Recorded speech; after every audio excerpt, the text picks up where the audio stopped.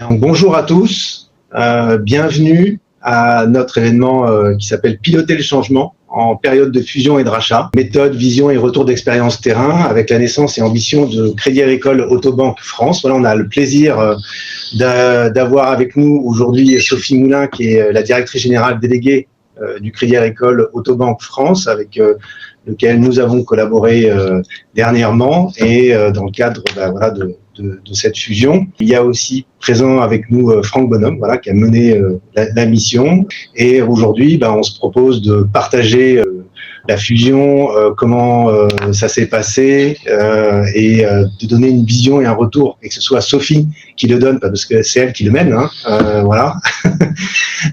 Donc, pour préparer ce webinaire là, on a plusieurs thématiques sur lesquelles on aimerait avoir ton feedback. Donc, mais avant de commencer, peut-être pour les gens qui connaîtraient un peu moins bien le métier de Crédit Agricole Autobank, est-ce que tu pourrais nous repréciser finalement quelles sont vos activités?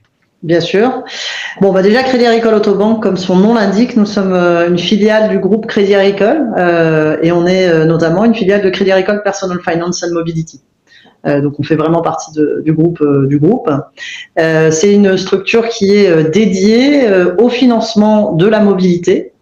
Alors en Europe, puisqu'on a une présence pan-européenne, mais aussi et sur le territoire français. Là, c'est le sujet dont on va parler aujourd'hui, puisque on est pour le coup, on est sur la France et cette fusion qui a eu lieu en France.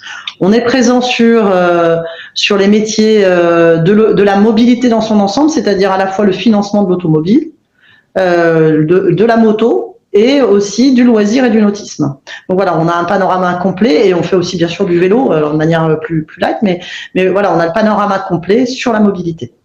On est un financeur indépendant, donc à la fois présent sur des métiers de financer à travers des marques sur lesquelles nous sommes partenaires, mais aussi des distributeurs automobiles ou motos sur lesquels on est des partenaires sur le cadre de notre métier d'indépendant. Voilà. Parfait. Et donc, au sein de cette structure, toi, c'est quoi ton rôle et tes missions? Alors moi, je suis la directrice générale déléguée de cette structure, attachée au directeur général qui a en charge la totalité du pilotage de la structure. Et je suis aussi directrice des ventes, donc j'ai le pilotage des équipes terrain. On a aujourd'hui, au sein de CA Autobank, Crédit Agricole Autobank, 110 personnes dédiées déjà à nos partenaires qui sont présents physiquement sur l'ensemble du territoire français. Et donc, ça nous permet d'avoir cet ancrage assez fort et cette présence très forte au sein du réseau de distribution. Alors, si on revient à la genèse finalement de cette fusion, donc il y avait deux entités, FCA Bank et Sofinco Mobilité. Qu'est-ce qui a motivé le rapprochement entre ces deux entités? Alors, ces deux entités sont nées en effet de deux structures, à la fois Sofinco Mobilité. Alors, il y avait une activité qui était vraiment dédiée à la mobilité chez Sofinco, qui est finalement une structure de ces Crédit Agricole Personal Finance and Mobility. Et puis, on avait aussi FCA Bank, anciennement structure qui faisait le financement de Fiat en France, qui, du fait de la réorganisation chez Stellantis et de la création d'une unique, on va dire, structure de financement des activités Stellantis. Cette structure s'est retrouvée finalement à devoir faire un métier d'indépendant. Et du coup, plutôt que d'être deux acteurs du même groupe, finalement du groupe Crédit Agricole sur le marché français, très logiquement, on est venu se rapprocher pour créer finalement cet acteur unique avec deux ADN différentes, et c'est très complémentaire, et du coup ça fait notre force. À la fois une captive historique qui était financière, attachée à un constructeur automobile, et puis un financeur plutôt indépendant qui allait vers ses distributeurs et qui avait cet ADN-là. Et donc ces deux ADN viennent se marier pour créer cette structure unique qui est Crédit Agricole Autobank. 400 collaborateurs qui sont au service au quotidien de nos partenaires et de nos clients. Et donc c'est l'objectif. C'était l'objet de cette fusion, et puis l'ambition d'être leader de la mobilité en France en tant qu'indépendant.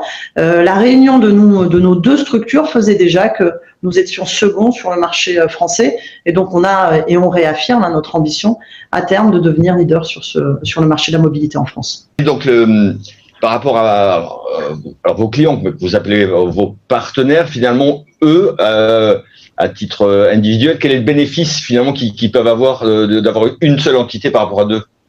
Alors, un des premiers bénéfices, parce que pour quand on était, un des premiers bénéfices, c'est d'avoir des équipes complètement dédiées, un savoir-faire sur l'ensemble des directions et on va dire, de la chaîne de valeur.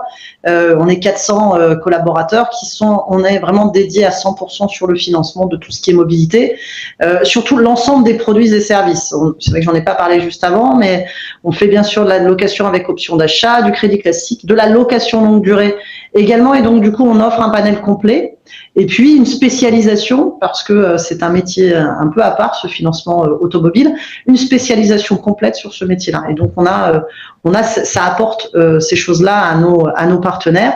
Et puis bien sûr on leur apporte aussi des outils innovants, comme notamment on travaille beaucoup sur la partie open banking notamment, ou sur la partie avec d'aller chercher des informations, notamment impôts.gouv, pour accélérer la prise de décision et être encore plus performant demain dans le service que l'on rend à nos partenaires. Donc voilà, je dirais en gros, c'est à la fois des ressources et de la compétence, vraiment un savoir-faire, et puis aussi des outils qui sont adaptés au marché de la mobilité. Alors, à ma connaissance, là, je crois que les premiers éléments de réflexion sur la fusion, c'était début 2023 pour une fusion effective en janvier 2024. Pendant cette année-là, finalement, quelles ont été les réflexions sur la nouvelle organisation à mettre en place? C'est un vrai travail d'anticipation, en effet, oui, Franck. D'abord, quand on fait une fusion, on l'a fait effectivement le 1er janvier 2024. C'est le time, on va dire, 1 de l'organisation qui a fait qu'on s'est rassemblés. Par contre, bien avant ça, on a travaillé bien en amont, puisque pour pouvoir faire ça, il y a eu à peu près 9 mois de travaux. Alors, les décisions sur la réunion des deux, c'est sûrement fait bien avant. Mais par contre, le démarrage finalement du projet, où là, on a été réunis en équipe réduite au démarrage, puis progressivement, les experts sont venus s'ajouter pour pouvoir faire grossir ce projet. Mais au démarrage, en fait, on a constitué déjà un groupe projet qui était en charge de définir les processus clés qu'il fallait vraiment avoir en tête. Il y a aussi toute l'organisation de demain et on va dire l'organigramme, ce qui est quand même essentiel, hein, c'est qui finalement va constituer ce comité de direction et comment s'aligner pour pouvoir mener à bien cette fusion. Ce projet s'est dessiné en plusieurs chantiers parce que bien sûr les chantiers étaient assez lourds. À la fois, on avait un pan RH extrêmement important, hein, sur la partie ressources humaines, et ça, jamais négligé, mais sur des structures comme nous avions, c'était d'arriver à travailler ce socle social qui serait demain finalement la réunion des deux et qui va créer ce collectif. Ça, c'est extrêmement important parce que finalement, sur le papier et sur des slides, les fusions sont toujours assez logiques, mais maintenant, après, dans les faits et dans la pratique, il faut que les équipes arrivent à créer ce collectif, qu'on arrive à créer ce collectif.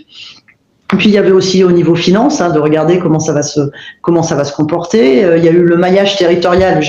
Là, je peux en parler très directement parce que il a fallu constituer aussi un maillage territorial qui soit cohérent avec des équipes qui venaient des environnements différents. Il fallait aussi commencer à travailler la bascule. Alors c'est pas très beau comme mot, mais c'est quand même la réalité des partenaires historiques de l'activité de mobilité de Sofinco vers ce nouvel environnement. Et ça, fallait travailler aussi ce sujet-là, comment on allait le faire et les former aux nouveaux outils et au nouvel environnement. Enfin, on a eu voilà tout un travail et plus d'autres chantiers qui se sont bien sûr ajoutés.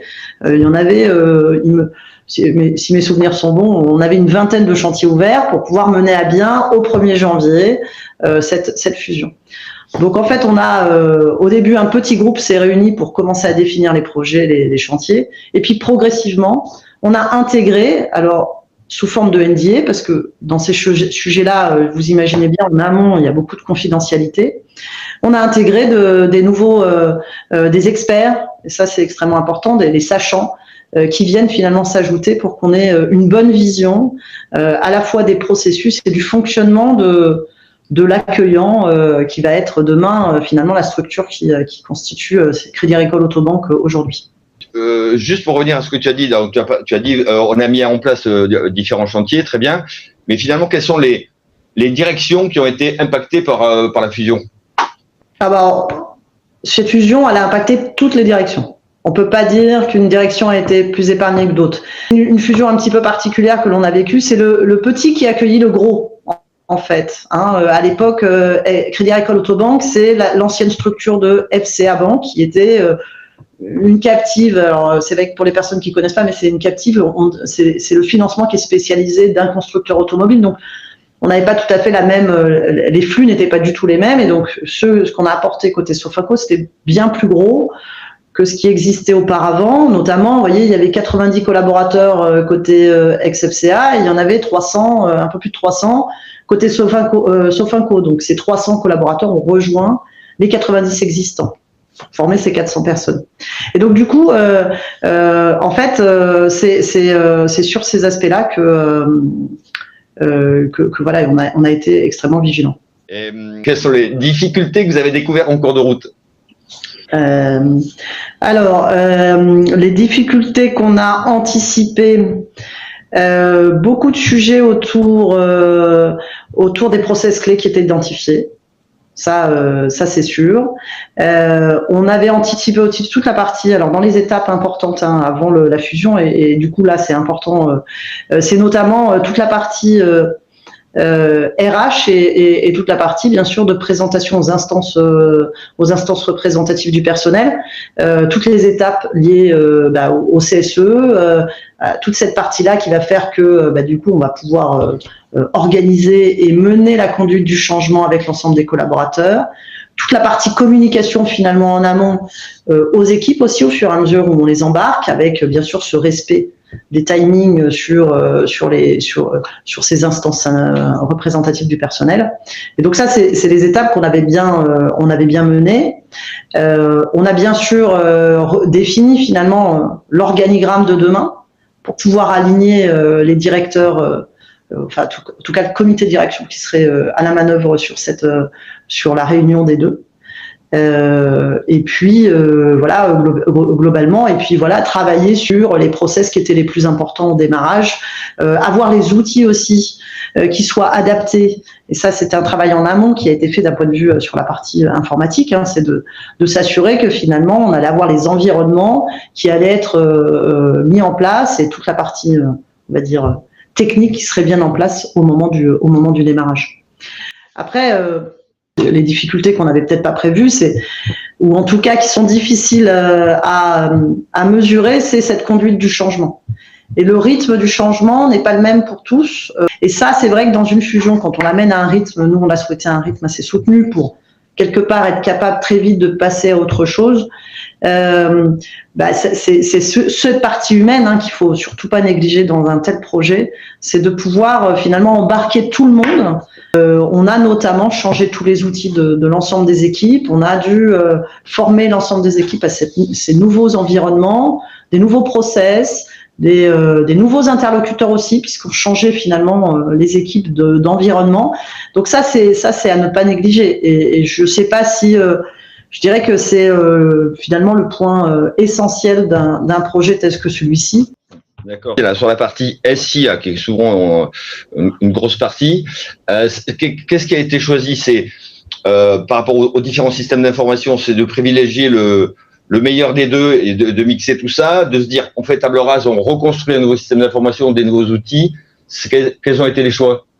Non, le choix il a été de prendre les outils qui existaient chez CA Autobank, enfin FCA. Donc on a repris les outils qui existaient dans l'environnement là où on arrivait, et du coup cet outil il est venu finalement s'amender pour pouvoir accueillir aussi, parce que c'est vrai que cet outil ne faisait pas forcément tous les environnements. Et donc du coup on a dû bien sûr adapter les outils aux différents métiers qui venaient avec cette fusion. Okay. Dans les choses peut-être que j'ai peut-être pas dit, et c'est dans ce qu'on n'avait pas prévu, en tout cas, c'est qu'aussi la vie continue pendant une fusion, et que il y a aussi des choses qui sont venues s'ajouter qu'on n'avait pas forcément dans notre feuille de route, et il a fallu gérer aussi ces choses-là pendant la période du projet. Entre cette continuité d'activité, donc qui mobilise les équipes sur le terrain et qui mobilise aussi les fonctions support par rapport à l'activité, et puis les différents chantiers qui sont mis en œuvre, qui nécessitent aussi de la charge, probablement parfois des investissements. En fait, quels étaient vos critères de priorisation pour savoir quoi faire à quelle échéance? En règle générale, ce qui drive les projets, il y a plusieurs critères et on les identifie souvent. C'est la partie finance, bien sûr. Hein. Est-ce que c'est bénéfique au business? Et ça, c'est tout le temps finalement, puisque nous, ce projet-là, c'est un projet de développement commercial. C'est pas un projet c'était vraiment l'optique. Est-ce que ça a un bénéfice pour l'expérience client ou la satisfaction de nos clients? Et puis c'est aussi, et parce qu'on est un établissement financier attaché à un établissement bancaire, c'est aussi la conformité sur lequel on doit être extrêmement rigoureux. Et donc du coup, c'est par ces 4 biais que on identifie et on priorise ces projets. Maintenant, quand on a fait la fusion, la priorité c'était de mener finalement la bascule ou le transfert finalement de l'activité du fonds de commerce de Sofinco Mobilité vers CA-Autobank. Ça, c'était un des premiers axes. Et le deuxième aussi, c'était d'aligner le socle social pour avoir finalement cette unité qui se crée et qui fasse qu'on est tous CA-Autobank aujourd'hui et on n'est plus ex-Sofinco ou ex-FCA de l'autre côté. On a fait une chose au démarrage et vous voyez, on a fait la fusion au 1er janvier et le 26 janvier 2024, on a réuni les 400 collaborateurs pour une convention qu'on a nommée One Team pour lancer finalement le démarrage de CA-Autobank. Et ça, c'était le premier événement important où on a présenté cette nouvelle structure et puis profiter aussi de moments de convivialité. C'est aussi important pour créer du souvenir ensemble et créer cette One Team. Maintenant que finalement les choses commencent à s'être tassées, que vous êtes un ordre de bataille, alors finalement les ambitions de Crédit Agricole Autobank pour 2028, c'est quoi? Alors moi je dirais, on a cette ambition d'être le leader de la mobilité en France. Ça reste une ambition avec un développement commercial qui est notre driver. On a aussi comme ambition de continuer à innover dans les différents aspects. On a l'intégration de l'intelligence artificielle qui est aussi important. Je pense qu'il faut qu'on accélère sur ces sujets-là et donc on a dans ces ambitions aussi, à travers l'innovation, il y a tout ce qui est autour de la data, autour de l'intelligence artificielle et puis des évolutions qu'on voit sur le marché arriver. Donc ça fait partie aussi de notre ADN d'aller plus loin dans ce qu'on propose aujourd'hui à nos partenaires. D'accord. Et alors, je ne sais pas si c'est le cas parmi les participants, mais imaginons qu'il y a un DG qui soit confronté à une problématique, alors, peut-être pas de fusion, mais en tout cas de transformation au sein de son entreprise, et qui vienne te voir pour te demander des conseils. Qu'est-ce que tu lui dirais? Qu'il va falloir c'est une aventure humaine fantastique déjà, donc ça c'est déjà une chose. Il n'y a pas de livre, nous en tout cas on nous a pas donné de guide de la fusion, donc on a quelque part avancé et il faut avoir cette capacité finalement à un moment de s'adapter constamment et d'être agile pour pouvoir finalement corriger ou être en permanence dans ce mouvement. Être constamment en train d'écouter sans renoncer et en continuant à avancer, à garder le cap. Ça, pour moi, c'est extrêmement important. Et puis après, si on regarde d'un point de vue un peu plus technique, c'est en effet mettre en place toute une comitologie, bien identifier les process ou en tout cas les process clés. Et puis peut-être, moi, si je devais le refaire, c'est prendre peut-être plus de temps vers la structure qui accueille, pour aller plus loin dans les process et mieux voir finalement dans le détail, en tout cas passer plus de temps avec les sachants pour mieux construire le démarrage de la fusion. Ce qui a pour nous été les premières semaines, premiers mois ont été un peu difficiles parce qu'il a fallu intégrer l'ensemble de manière plus détaillée cette fusion, et c'est là où c'était plus difficile la mise en œuvre, parce que peut-être qu'on aurait dû passer plus de temps dans la structure accueillante pour voir avant comment ça se passait. Est-ce que vous vous êtes fait accompagner par des personnes externes, et sur quelles compétences ou thématiques? Oui, on a été accompagné par un cabinet de conseil, notamment sur toute la partie conduite du changement. D'accord. Toute cette partie-là, finalement, et aussi de coordination de l'ensemble des chantiers. Cette partie-là. Dans l'organisation, ce qu'on a mis en place aussi, c'est une direction de la transformation qui est en charge de mener, en fait, finalement, toute cette transformation, et notamment tout ce collectif qu'il était important de créer. Je voulais aussi rebondir sur comment est-ce que vous avez fait pour créer une culture commerciale commune, sachant que vous avez intégré 2 cultures commerciales différentes. Oui. Alors c'est vrai qu'on a intégré, il y avait 2 cultures différentes, en effet, avec des équipes qui venaient plutôt du monde de l'indépendant, et puis une équipe plus du monde de la captive. Alors l'avantage, c'est que c'est le même métier, entre guillemets, hein, on vend des financements, le financement automobile, le financement de la mobilité, c'est les mêmes produits, les mêmes services, mais pour autant, c'est pas tout à fait les mêmes exigences ou les mêmes compétences parfois. Donc on a créé une équipe commune, hein, et puis ensuite on a décidé d'un plan de formation, notamment en l'année dernière, 2025, hein, qui était la 2e année finalement de notre activité, pour à la fois les managers dans leur accompagnement près des équipes, tout un programme autour du coaching et finalement du collectif. Ça, c'était un des programmes qu'on a mis en place. Et puis, on a eu un 2e programme qui a été mené pour les commerciaux terrain, de les réunir et pendant 2 jours, d'avoir finalement, à travers un jeu, de pouvoir leur donner les éléments, les attentes que finalement on pouvait avoir, et puis leur donner des éléments, enfin des méthodes clés pour pouvoir améliorer leur quotidien. Et puis c'était aussi pour eux un moment d'échange, puisqu'ils ont tous été réunis par des sessions différentes. Enfin, il y en avait 8 qui ont été des sessions nationales. On a souhaité que finalement il y ait une mixité qui s'opère.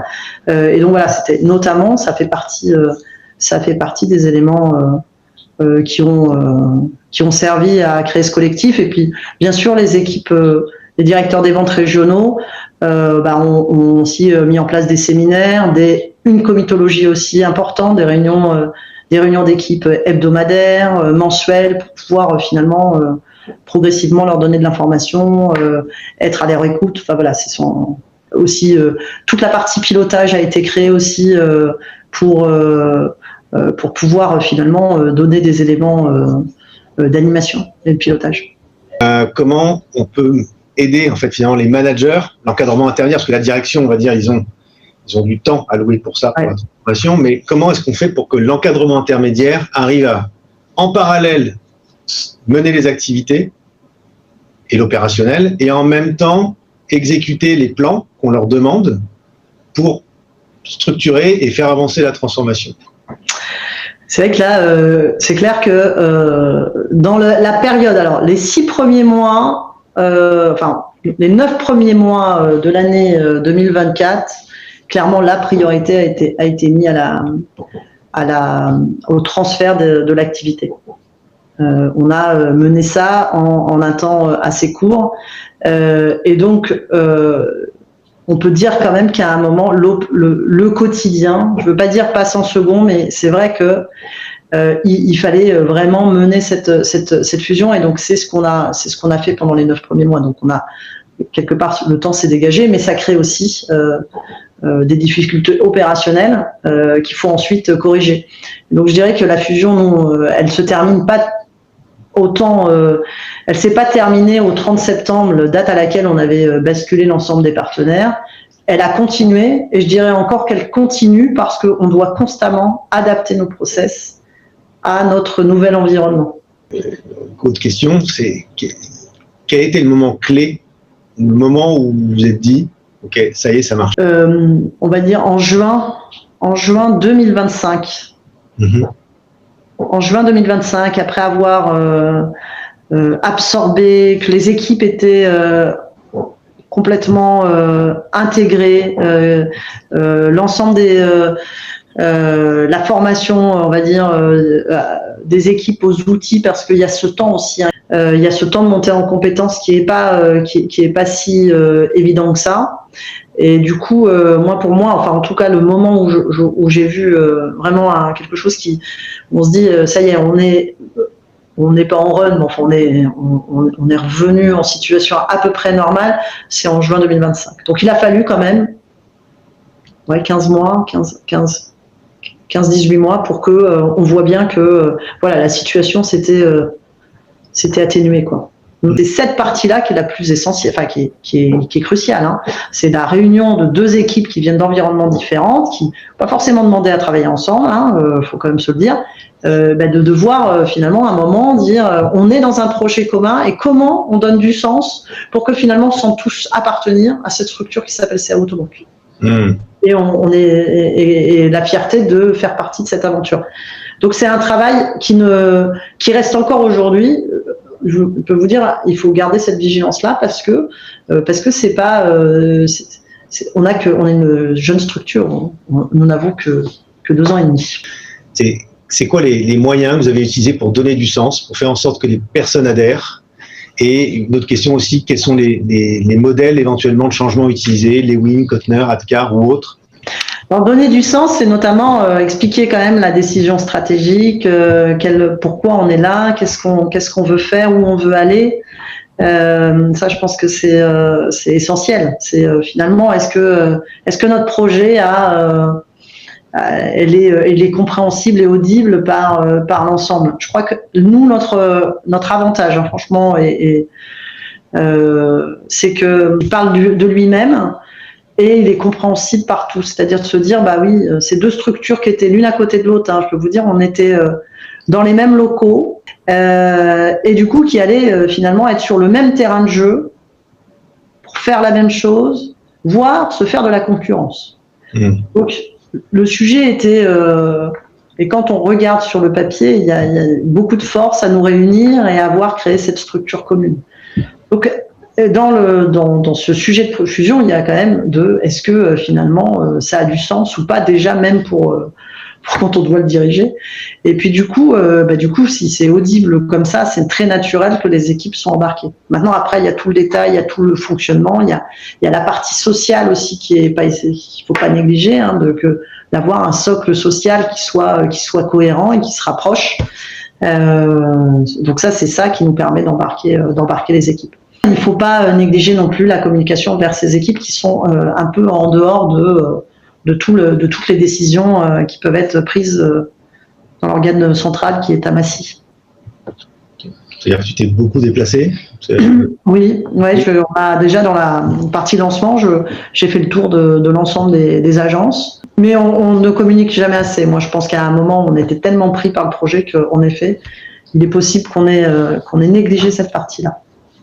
Si tu fais le bilan des 2 dernières années, pour toi, où est-ce que tu mettrais le curseur entre exaltant et épuisant? C'est bien parce que ça fait 2 ans et demi maintenant, donc j'ai pris du recul. Donc je dirais maintenant exaltant vers le 8, mais ça a été extrêmement intense, extrêmement parfois des moments qui sont pas simples à vivre, mais si je devais le refaire, je le referais. Je le referai sans hésiter. Mais je le referai sûrement différemment avec maintenant la connaissance que j'ai et je pense que je le vivrai différemment. Et ça c'est sûr. Mais maintenant, je dirais que c'était une super aventure qui n'est pas terminée, hein, donc du coup, on la continue. Mais c'était assez intense, oui. Sophie, un grand merci pour ton témoignage. Merci. Merci à vous.